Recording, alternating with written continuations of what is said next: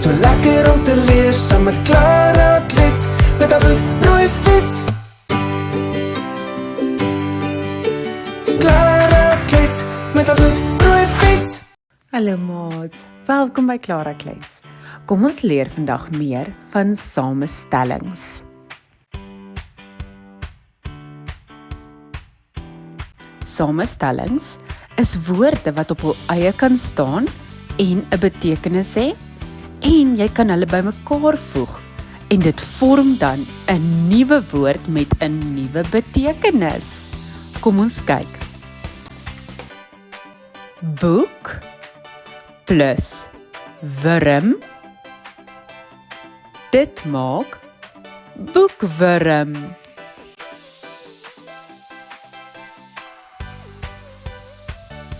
Eet plus kamer maak eetkamer.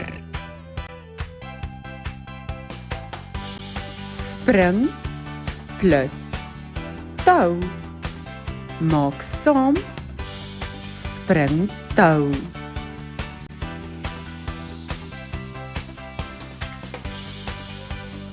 Tuin plus slang maak saam tuinslang. Julle kom so mooi reg. Gaan julle die volgendes alleen probeer? Ja, hier gaan ons.